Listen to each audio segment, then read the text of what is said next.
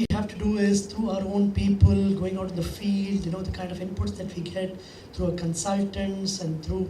So all the time we use that real-time intelligence for taking business decisions, strategies, etc., and delivering, what is required for the customer's point of So view. how is it?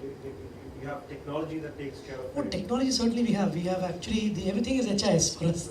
The entire hospital operations are based on HIS. Including an estimate which is given to a patient, including the consultant payout, and what have you. Everything else, including an IP patient feedback, everything is customized and IT. For us, HIS plays a very key role. Yeah, through that, and of course through referral systems, etc. Everything is based on real-time intelligence that we have. Yeah. And that has proven beneficial for Oh yeah, you. very much, very much. In fact, we cannot. Operational optimization as well as increasing your revenue or growth. Absolutely, yeah. We cannot think beyond that, without that.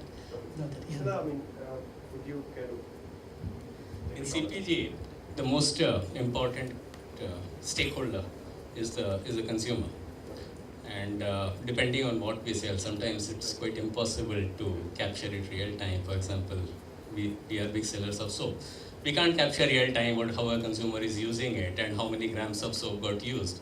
So we have to capture demand or sense demand at a certain fixed time interval level. And two trends are very important, or rather two elements of time.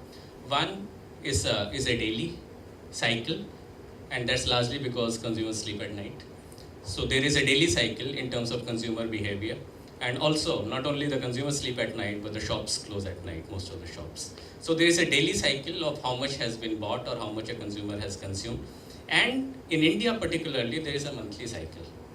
Clearly, because most of the people get paid on a monthly basis. So we see a buying pattern which has a cycle of 30 days or a month in this. Which is not the case in many of the countries where people get paid on weekly basis or on a fortnightly basis. So it's important to know how the consumers are behaving in terms of purchasing, in terms of consuming the product here. And we find the daily cycle and the monthly cycle to be quite relevant to the type of products that we sell to the consumers.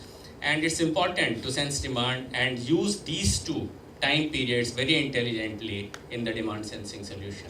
So we don't have too much of real time at consumer level. Of course, in shop floor, we have some real time applications. But other than that, at the level of demand aggregation, it's largely the daily demand aggregation and certain monthly cycle.